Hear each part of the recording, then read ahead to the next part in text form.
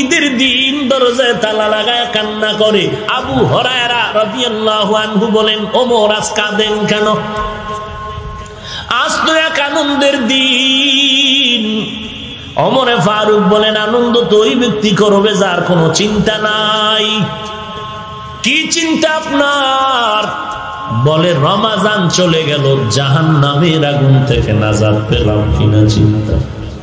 তারাবি পড়লাম, কবুল হলো কিনা চিন্তা। কোরআন খতম করলাম, কবুল হলো কিনা চিন্তা। আবু হুরায়রা ডেকে বলেন, খলিফাতুল মুসলিমিন, জান্নাতের 10 জন সাহাবাদের মধ্যে আপনি তো দ্বিতীয়, টেনশন কি? বলে রে আবু হুরায়রা, জানো না যেই আল্লাহ জান্নাতের টিকিট দিয়েছেন, আমার কোন আমলের ত্রুটির কারণে হয়তো ওই টিকিট আবার ক্যান্সেল হয়ে যেতে পারে। ওমরে ফারুক রাদিয়াল্লাহু তাআলা আনহু অর্ধ জাহানের খলিফা। দিনের বেলা মানুষের বিচার আচার করেন, রাতের বেলা আবার এলাকায় ঘুরে ঘুরে দেখেন মানুষের কি হাল।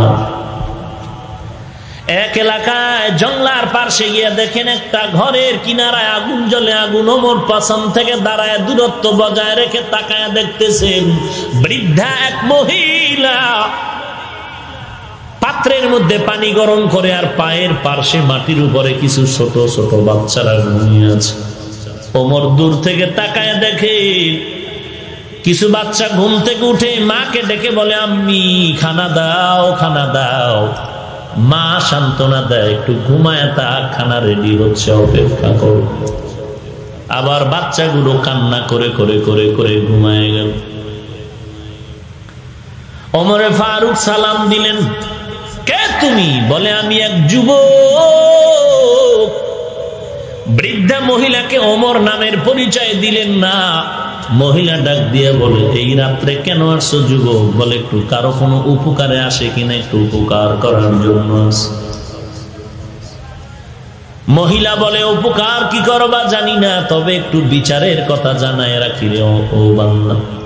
আমগো দেশে নাকি ওমর নামের যুবক শাসন করে, ওমর দেশ চালায়।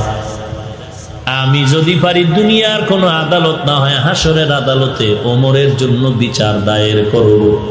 কারণ আমার পেটে খানা নাই, বাচ্চাগুলো ক্ষুধার তৃষ্ণায় কাতরাচ্ছে, ওমর খবর নেয় না।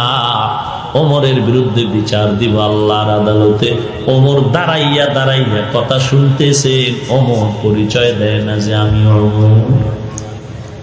মহিলার করুণ কথা শুনে ওমর দেরি না করে দৌড়াইয়া চলে গেলেন বাইতুল মাল অর্থ মন্ত্রণালয়ে।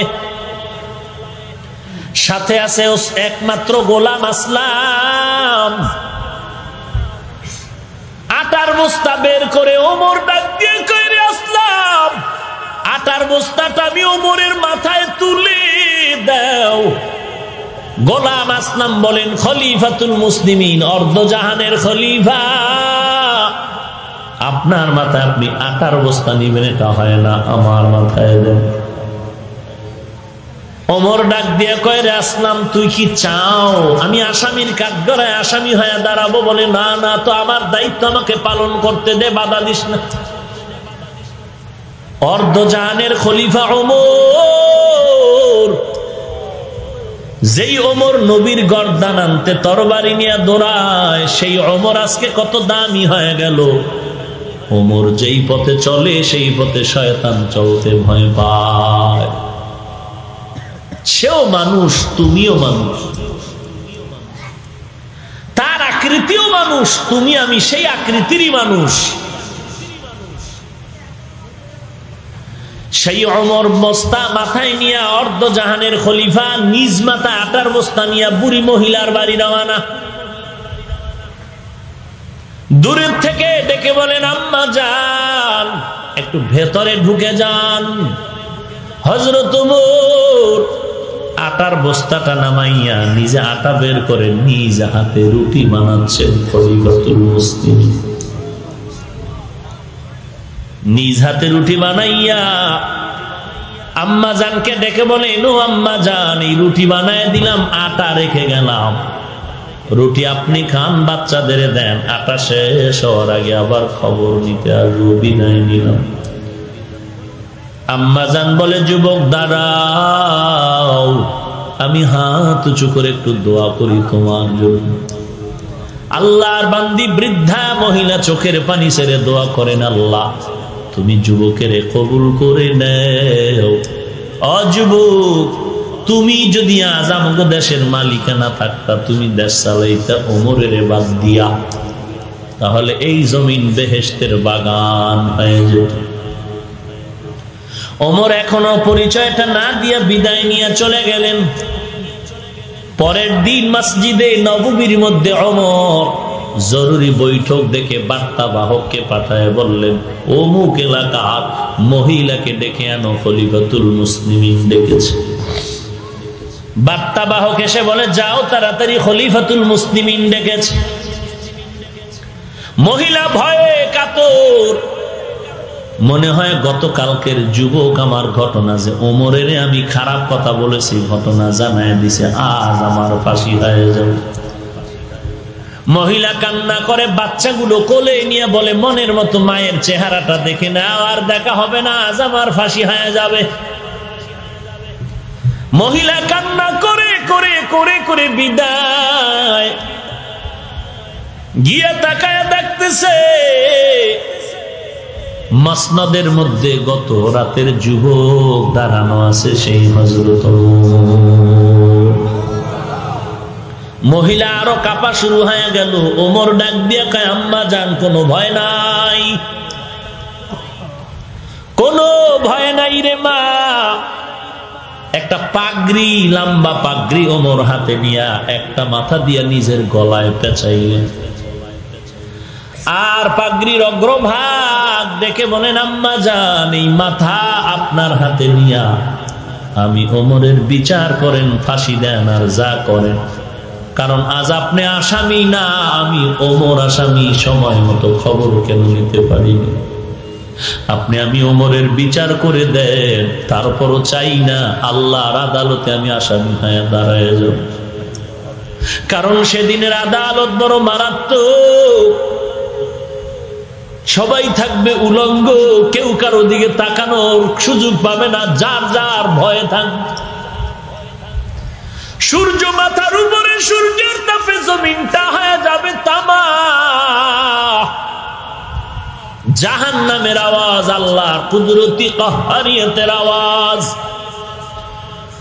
ওই দিন আপন বলতে কেউ নাই, এমন একটা কঠিন দিন, হাসরের দিন। নবীরা পর্যন্ত বেকারার হয়ে চিৎকার চিল্লাইবেন আর কাঁদবেন, উম্মতের ভুলে যাবে। জাহান্নামের আওয়াজে হাসরের ময়দানটা থর থর করে কেঁপে উঠবে। ওরে আল্লাহর নবী বলবেন, আল্লাহ জাহান্নামকে ফিরাও। আল্লাহ বলবেন, ফেরেশতা 70,000 শিকল লাগায় জাহান্নামটারে ধরে রাখ। জাহান্নামের গলায় 70,000 শিকল লাগায়, এক একটা শিকলের গলায় 70,000 ফেরেশতা টেনে টেনে পেছন দিকে নিতে চায়। জাহান্নাম আল্লাহর আদালতে আগাতে চায়, ধরে রাখতে পারে না। পরে কাঁদবেন, আল্লাহ আমার একটা উম্মত যেন জাহান্নামে না যায়, আমার একটা উম্মত যদি জাহান্নামে যায়, আমি নবী জান্নাতে যাব না। মরণ থেকে যতই পালাও, মরণ তোমায় নিবে ঘিরি, যদিও সুদূর আকাশ পানে লুকাও, সেটাই লাগিয়ে সিঁড়ি। নদী পথে নৌকা চালাও ও মাঝি ভাই, বেলা ডোবার আগে আমি ওপার উঠতে চাই। ডুবে গেলে বেলা রে আর উঠে না, ভেঙে গেলে মেলার আর জমে না। নদীরে পার ভাঙে ওপার গড়ে, এই তো নদীর খেলা। সকাল বেলার ধনীরে তুই, ফকির সন্ধ্যা বেলা। কোথায় গেল নমরুদ, কোথায় সাদ্দাত, ফেরাউন, হামান, কারুন? টাকাও কম ছিল না, সম্পদও কম ছিল না, ক্ষমতাও কম ছিল না, হায়াতও কম ছিল না। দুনিয়ার বেঈমানি আর বাটপারি কম করে নাই। নমরুদের মতো বেঈমান আমার আল্লাহকে মেরে ফেলার জন্য রেডি হয়ে গেল। সেই নমরুদের মতো বেঈমানকে আমার আল্লাহ ধ্বংস করতে একটা সামান্য অসুস্থ মশা দিয়ে শেষ করে দিলেন। যেই ফেরাউনের 40 বছর পর্যন্ত কোনো অসুস্থতা নাই, ঠান্ডা নাই, কোনো কাশি আসলো না, সেই ফেরাউনকে আল্লাহ ওই লোহিত সাগরের পানিতে চুবাইয়া ডুবাইয়া খোদাই খাহেশ মিটায় দিলেন। আল্লাহ বলেন, ওরে গোলাম, আমি আল্লাহর ছেলে নাই, মেয়ে নাই, লাম ইয়ালিদ ওয়া লাম ইউলাদ ওয়া লাম ইয়াকুল লাহু কুফুয়ান আহাদ। আমি আল্লাহ কারো থেকে জন্ম নেই নাই, কাউকে জন্ম দেই নাই। আমি আল্লাহ বড় আদর করে বানাইলাম শুধু মানুষ। এই মানুষের মতো দামি আর কাউকে বানাই নাই।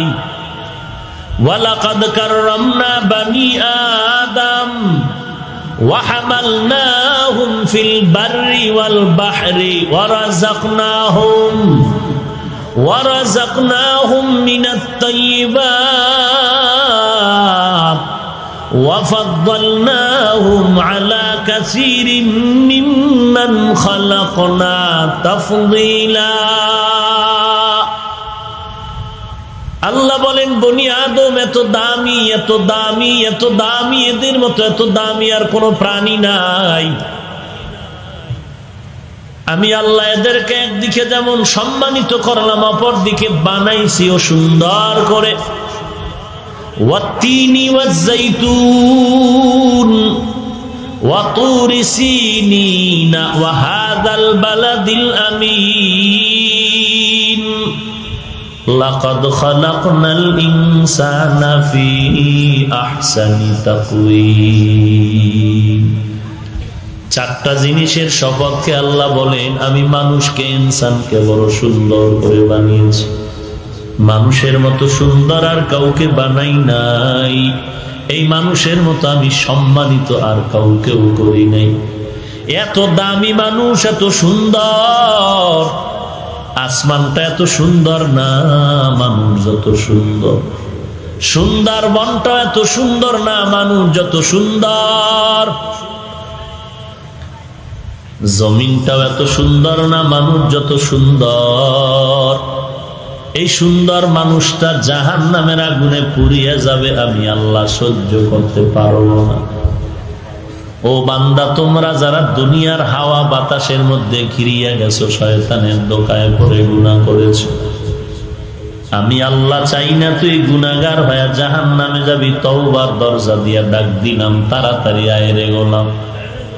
তওবার দরজায় যদি ফিরিয়ে একবার চোখের পানি ছেড়ে কান্না করতে পারো, নবীজি বলেন, গাভীর ওলান থেকে দুধ বের করে ভেতরে যেমন ঢুকানো সম্ভব না, জাহান্নামের আযাবের ভয়ে যদি কেউ চোখের মাছি বরাবর চোখের পানি ছেড়ে দাও, নবী বলেন ওই বান্দাকেও জাহান্নামে দেওয়া সম্ভব না। আয় বেরাদার দূরে বাসা যে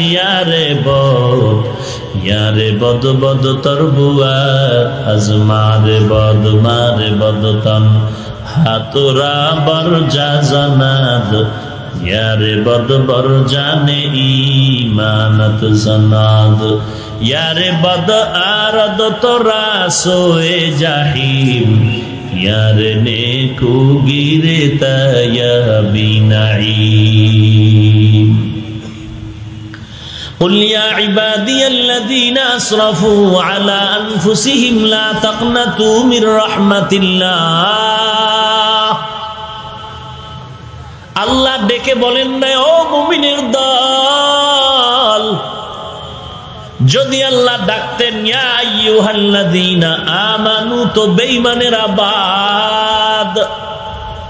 আল্লাহ এমন একটা শব্দ চয়ন করে ডাক দিলেন, তওবার দিকে ডাকলেন আর বললেন, ও আমার বান্দারা, ও আমার প্রিয় বান্দা, তার মানে শুধু মুসলমান না, হিন্দু থাকো, বৌদ্ধ থাকো, খ্রিস্টান থাকো, ইহুদি থাকো, অগ্নি পূজারী থাকো, মূর্তি পূজারী থাকো, তোরা আমার বান্দা। হে মূর্তি পূজক, তোদের রামায়ণ সরস্বতী বানায় নাই, শীতলা দেবী বানায় নাই।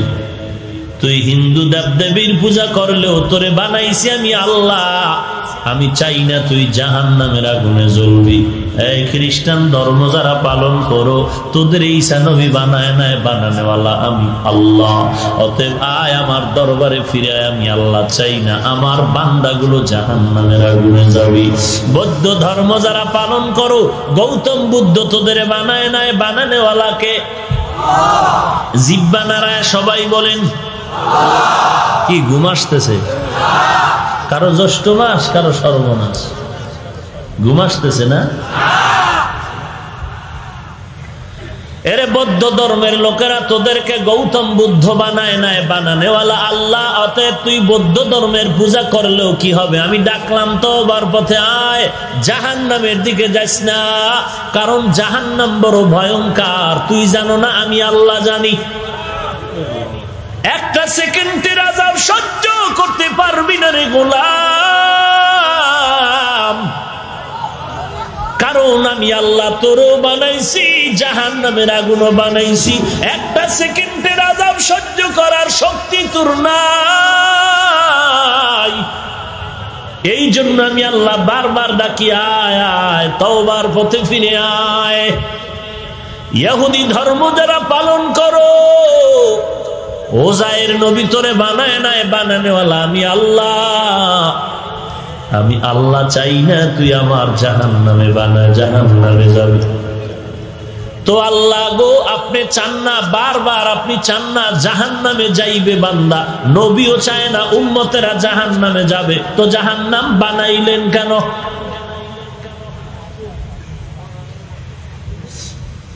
আল্লাহ বারবার বলেন আমি জাহান্নামে দিতে চাই না, কাউকেই চাই না, সবার নামে জান্নাতে একটা ঘর বানানো আছে। ও আল্লাহ, আপনি যদি জাহান্নামে দিতে না চান, জাহান্নাম বানাইলেন কেন? আল্লাহ বলেন আমি আলিমুল গায়ব, আমি জানি একদল মানুষ এই জমিনে আসার পরে দুনিয়ার মজা পাইয়া শয়তানের ধোকায় পড়ে নবীর কথাও মানবে না, সাহাবীর কথাও শুনিয়াও মানবে না, আলেম ওলামাদের কথা শুনবে মানবে না, বরং উল্টা আলেম ওলামারে গালি দিয়া বলবে আলেমের দরকার নাই, মুরব্বির দরকার নাই, নবীর দরকার নাই, কোনো ওস্তাদের দরকার নাই। একজনে বলে এই পথে থাকলে জাহান্নামে যাবি, গাদ্দারি করে বলবে জাহান্নামে গেলে যাব, তারপর আলেম মানব না। আল্লাহ কয় তুই যখন আলেমরও বৃদ্ধাঙ্গুলি দেখায় বললি জাহান্নামে যাবি, হুজুরের কথা মানলি না, আল্লাহওয়ালার কথা মানলি না, খতিবের বয়ান শুনিয়াও তুই আমল করলি না, তোর মতো গাদ্দারের জন্য আমি আল্লাহ জাহান্নাম বানায় রাখছি। তুই যেহেতু বারবার বলো জাহান্নামে গেলে যাব, নামাজ পড়বো না, জাহান্নামে গেলে যাব, দাড়ি রাখবো না, জাহান্নামে যদি যাওয়া লাগে যাব, টুপি পরবো না, জাহান্নামে যদি যেতে হয় যাব, কোনোদিন চুল আমার নবীর তরিকায় রাখবো না, জাহান্নামে যদি যেতে হয় যাব, যেই ভণ্ড বাবার কাছে গেলাম তারে আর ছাড়বো না, জাহান্নামে গেলে যাব, তাস খেলা বন্ধ করবো, যেতে হয় যাব, লুড্ডু খেলা বন্ধ করবো না, জাহান্নামে যদি যেতে হয় যাব, নারীদের বেপরদার আড্ডা বন্ধ করবো না, জাহান্নামে যদি যেতে হয় যাব, মদের বোতল আর মুখের থেকে সরাবো না, জাহান্নামে যেতে হলে যাব, তাস খেলা বন্ধ করব না। বান্দা তুই এত চ্যালেঞ্জ করে যদি বলো জাহান্নামে যাব, তুই যদি যেতে চাও, আমি ফিরানের জন্য নবী পাঠাইলাম, জাহান্নাম থেকে ফিরানের জন্য কোরআন পাঠাইলাম, জাহান্নাম থেকে বাঁচার জন্য আবু বকরের পাঠাইলাম, জাহান্নাম থেকে বাঁচার জন্য আম্বিয়ায়ে কেরাম সাহাবায়ে কেরাম দিলাম, জাহান্নাম থেকে বাঁচার জন্য আউলিয়ায়ে কেরামদের পাঠাইলাম। আমি আল্লাহ তাআলা বারবার বারবার জাহান্নাম থেকে তোরে ডাকলাম। এমনকি পাহাড় পরিমাণও যদি গুনাহ করো, আমি আল্লাহ প্রতিদিন ভোর রাতে প্রথম আসমানে এসে তোকে ডাকি, ও বান্দা তওবা কর, আমি মাফ করে দিব। এরপরেও যদি বান্দা তুই তওবার দরজায় ফিরে না যাও, যদি তুই গুনার বাহাদুরি করো এবং জাহান্নামে যেতে চাও, আমি তোর মতো বান্দার জন্য আমি জাহান্নাম বানায় রাখব, তোরে আর জান্নাতে দিব না। ফি কুলুবিহিম মারাদুন ফাযাদাহুমুল্লাহু মারাদা, তোর কলবের ভেতরে পর্দা পড়ে গেছে, কালো রঙের চশমা লাগায়া স্টেজের মধ্যে বসে দেখবি সব বাতি কালো। কালো রঙের চশমা লাগায় যদি বলো বাতি কেন কালো, সাদা টুপিওয়ালাদের যদি বলো মাথার টুপি কেন কালো, ওরে বান্দা তোরে আঙ্গুল তুলে কে বলবে বাতিও কালো না, টুপিওয়ালাও কালো না, তোর চোখ কালো, তোর চশমা কালো, তোর অন্তর কালো। তোরে কে উল্টা বলবে? তুই এত বারবার চ্যালেঞ্জ করে যেহেতু জাহান্নামে যেতে চাও, তোর মতো গাদ্দার যারা এদের জন্য জাহান্নাম বানায় রাখছে। কিন্তু আমি চাই না, আমি চাই না তুই জাহান্নামে যাবে। মা বাপ চায় না সন্তান খারাপ হবে, হইলে আর কি করার, বিপদে পড়লে তোর চিন্তা তুই করবি, আমার চিন্তা আমি করব। قل يا عبادي الذين أسرفوا على أنفسهم لا تقنطوا من رحمة الله يا عبادي, হে আমার প্রিয় বান্দা বান্দিগণ, তোরা আমারই বান্দা। সূর্যের পূজা করো, বটগাছের পূজা করো, আর গাঞ্জা খাও, মদ পান করো, তোরা আমারই বান্দা। যতই দৌড়াদৌড়ি করো আমার কাছেই আসতে হবে, কিন্তু সোজা হইয়া আয়, মরার পরে না, মরার আগে সোজা হয়ে যা। সারাটা রাত বয়ান শুনলি রে মানুষ, সারা রাত বয়ান শুনে বাড়ি যাও। যারা জোহরের নামাজ পড়লেন না, আসরের নামাজও পড়েন নাই, মাগরিব পড়েন নাই, এশার নামাজও পড়েন নাই, জানি না ফজরের নামাজ পড়বেন কিনা। যদি অবস্থাটা এমন হয়, আল্লাহর কসম করে বলি এই বয়ান আপনাকে জাহান্নামের বোঝা ভারী করে ফেলবে।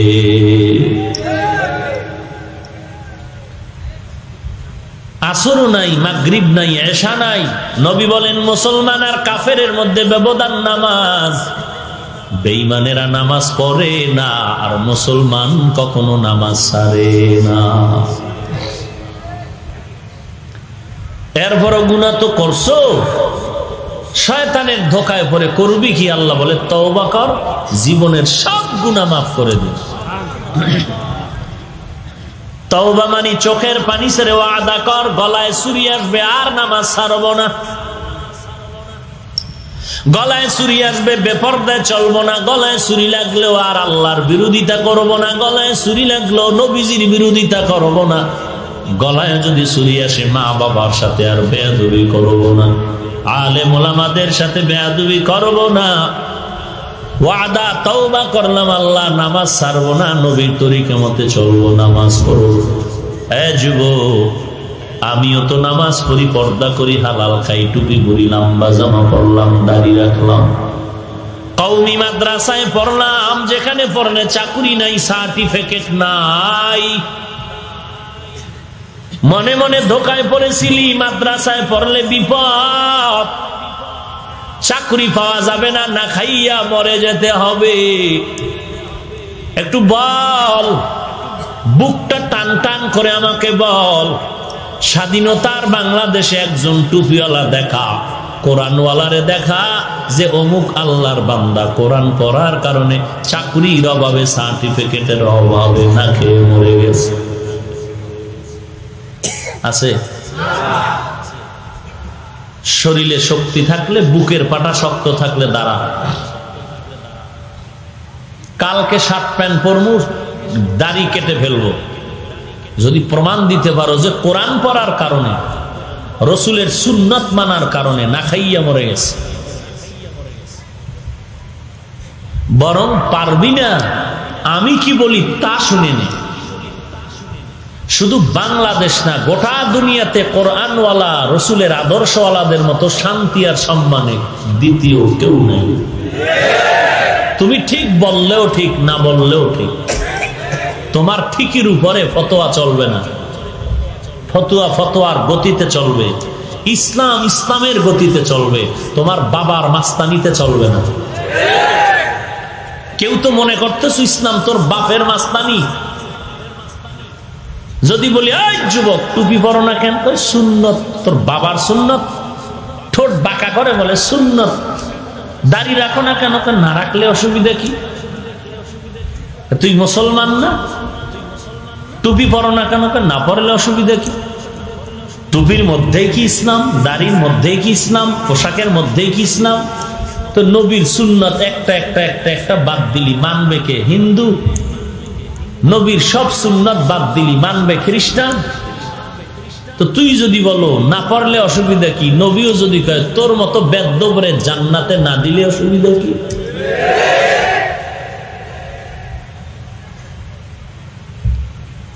নবীজির এই সুন্নতের আমলে আদর্শগুলো উম্মতে মুহাম্মদী মানবে না তো কে মানবে? হুজুরেরা, তাবলীগওয়ালারা, কওমিওয়ালারা, দেওবন্দিওয়ালারা, মাদ্রাসাওয়ালারা তো লেখ জান্নাত শুধু এরাই পাবে, তোরা পাবি না।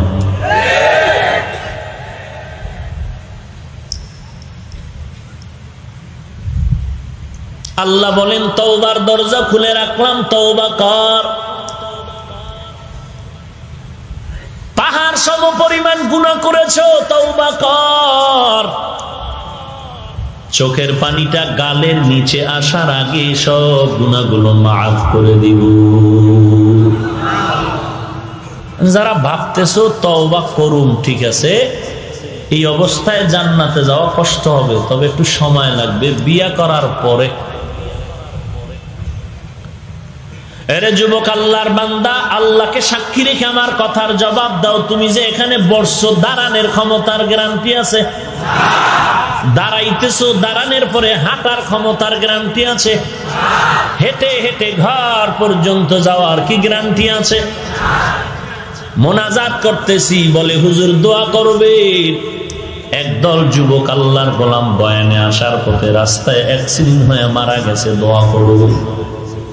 আর এক জায়গায় গিয়া বলে দোয়া করবেন। বয়ান থেকে মোনাজাত করে বাড়ি যাওয়ার পথে রাস্তায় গিয়ে অ্যাক্সিডেন্ট হয়ে মারা গেছে, দোয়া করবেন। যুবকেরা, ঘর থেকে আসার গ্যারান্টি নাই, যাওয়ার গ্যারান্টি নাই।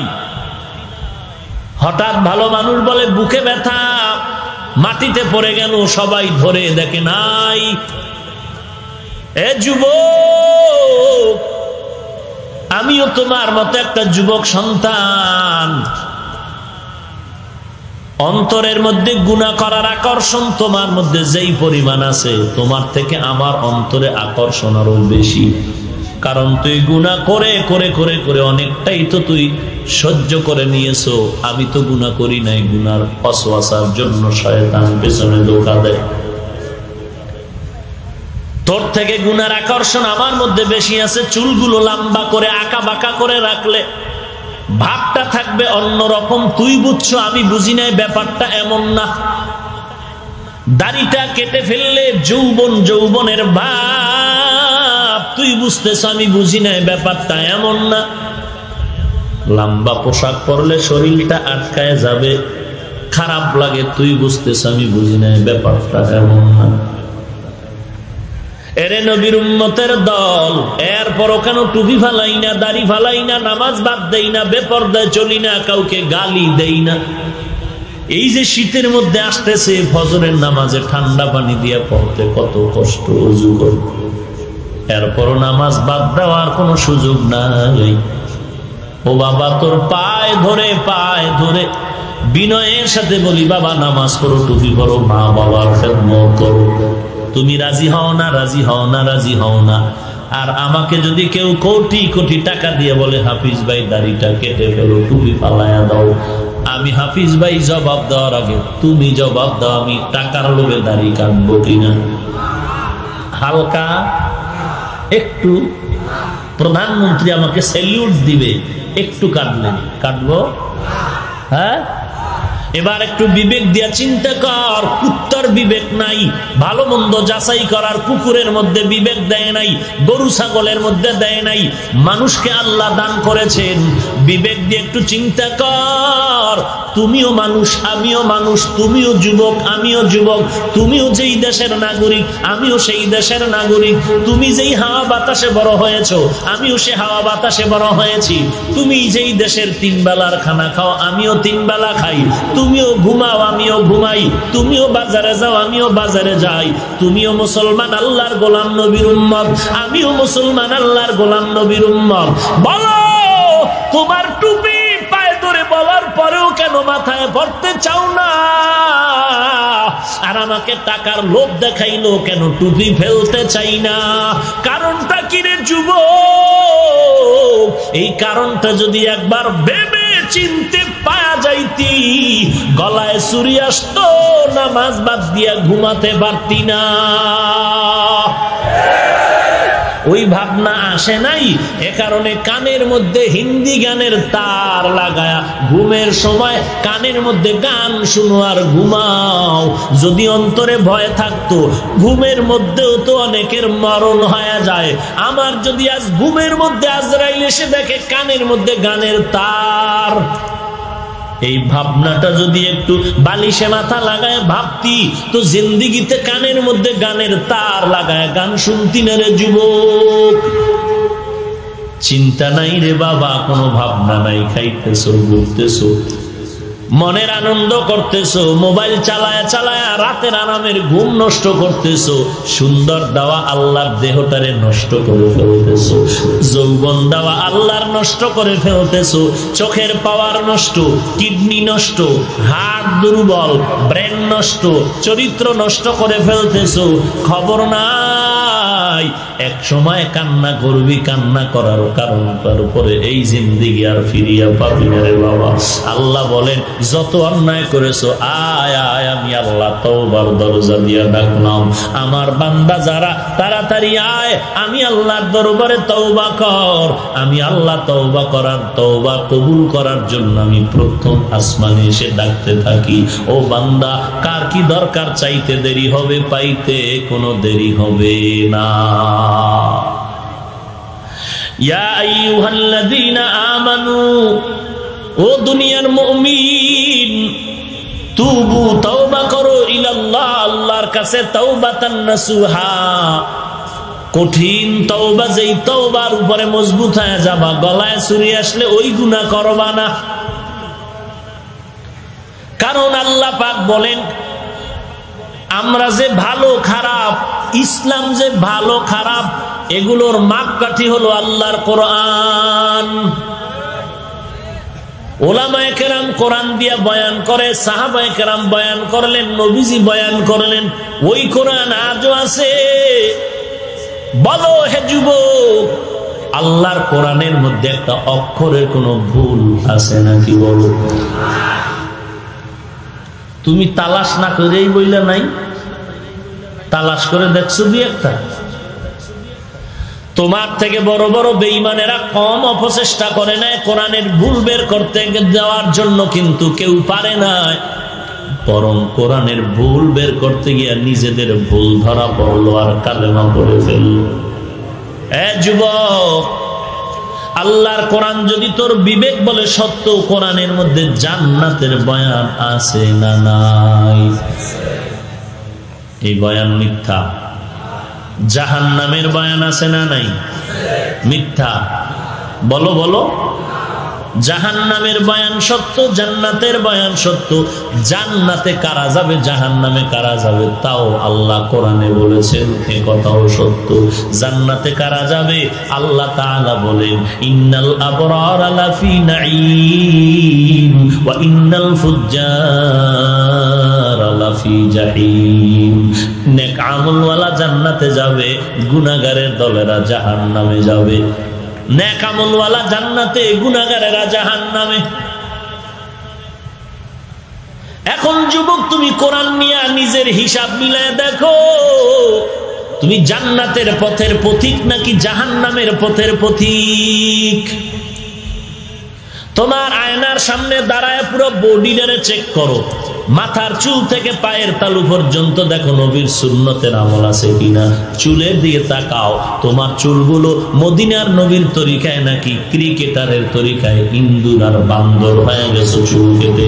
যদি দেখো না নবীর তরিকায় তোর চুল কাটতে পারো নাই, রাখতে পারো নাই, কাগজে কলম দিয়ে লেখো চুলের ক্ষেত্রে তুমি নবীর বিরোধী দুশ্মন হয়ে আছো। আঙ্গুলের নখগুলির দিয়ে তাকাও, নবীর তরিকায় কাটলা কি রাখলা।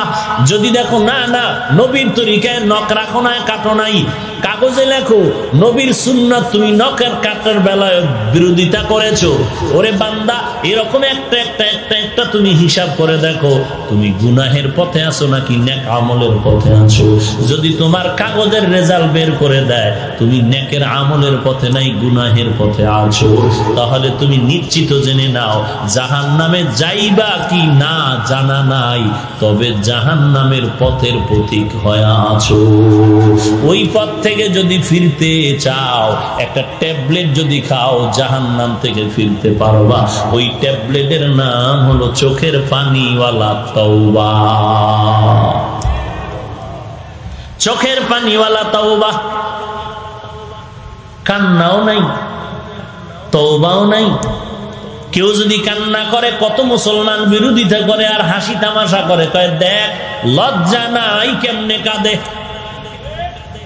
নবী কাঁদে নাই? এই মিথ্যা কথা বলবেন না, তালও মিলাইবেন না, সত্য যেটা তা বলবেন। আমার ভুল হলেও ধরাই দিবেন যে না হুজুর নবী কাঁদেন নাই। কাঁদেন নাই নবী? জোরে খান। আবু বকর, ওমর,